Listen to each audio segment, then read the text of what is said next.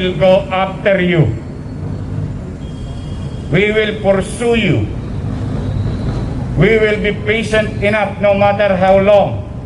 Whether it is 1 day, 72 hours, 1 week, 1 month, o 1 year, o 2 years. I don't mind.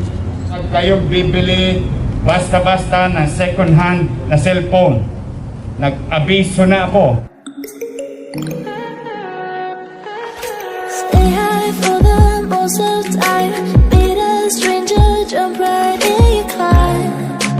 Waking up on your sofa. Now, more than 10 months na walang snatching. Meron nung nagbalak ulit na mang-snatch. Mamalas-malas ka pa, sekretary pa ng bansa nadali. As we promise you, and our commitment, na kapag ginawa nyo krimen dito sa Maynila, magtago na kayo sa ibang bansa. Dahil walang puwang sa inyo ang buong Pilipinas, itataob namin ang buong Pilipinas, makalawit lang namin kayo.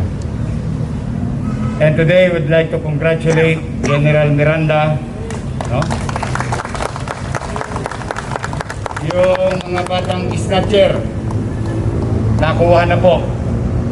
At babala, sinabi ko na sa inyo, although hindi dito naganap sa Maynila yung bentahan, sinabi ko na sa inyo, huwag kayong bibili basta-basta ng second hand na cellphone.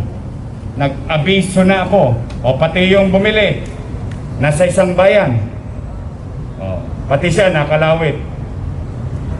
And we will file charges, necessary criminal charges against those people who will buy itong mga nakaw na gamit. Just an update, baka may magtanong sa inyo, huwag kayong susubok sa Maynila.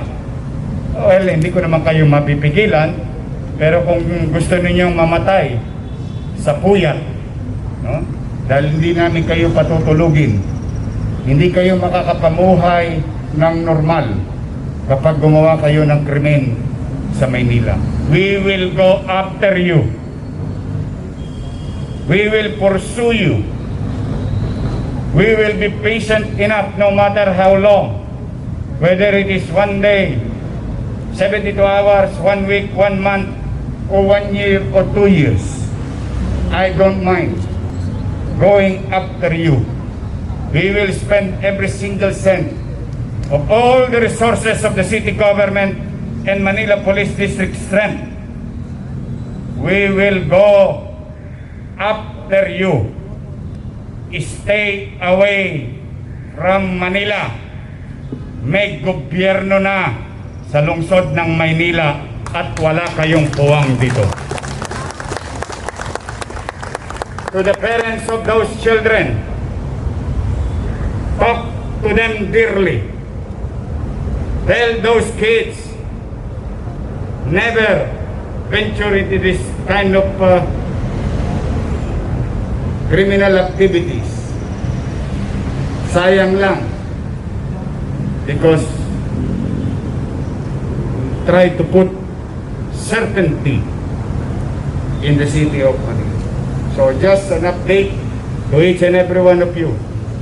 Lakas ang loob mo dito. Napakaraming camera sa Maynila. Hindi ko lang sasabihin kung nasaan. Pero sisikat kayo. But be that as it may, crimes can happen anywhere. Petty or other types of crime. Not only in this country, not only in this city, but all over the world. But one thing for sure, we are committed in our own little way to go after to these criminals.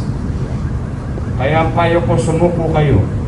Kung nakita nyo nung Biyernes, nagtago sa Aklan, may kinatay siya sa Santa Ana, nakatakas siya ng ilang buwan, nakuha rin siya sa Aklan, yung isa sa Palawan, yung isa sa Pangasinan, yung isa sa Bulacan. I think that is more than a statement.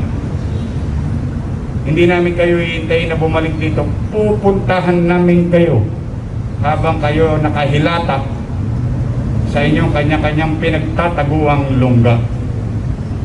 So beware.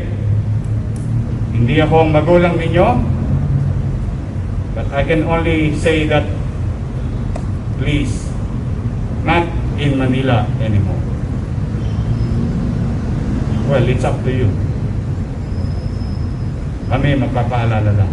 And I think nowadays, with the cooperation of the barangays, as you can see, mga kababayan, you just witnessed 8 barangays, officials and members of the barangay will really focus on a particular journey or task. We will achieve something.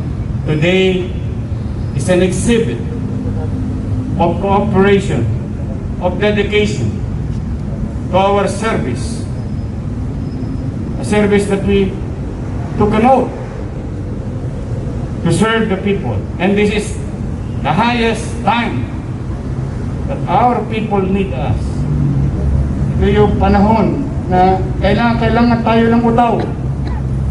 Kaya umaasa ako sa inyo, mga barangay official. And congratulations to those who tried to attempt. Meron kasi mga barangay, isa lang, dalawa lang. Congratulations pa rin sa inyo. Kahit na kayo hindi zero, pero kung napababa ninyo at buhay pa kayo, that is already a blessing.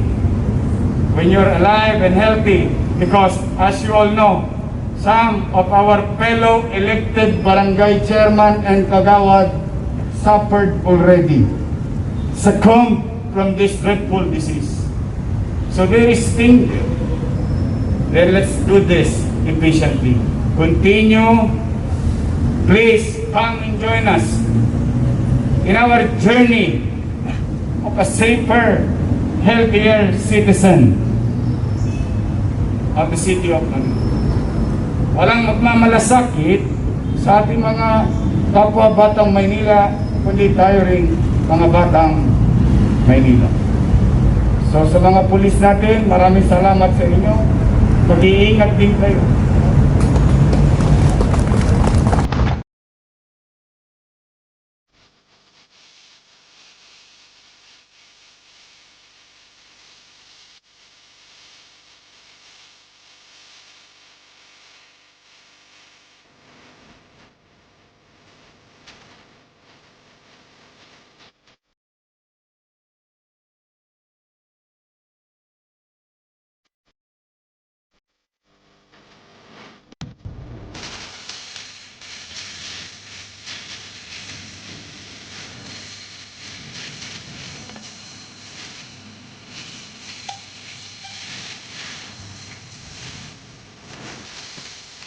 Ay, rin mo yun eh. Oh, subscribe kayo rito. Mag-ingat kayong lahat ha. Yes. Manila, God first. God first.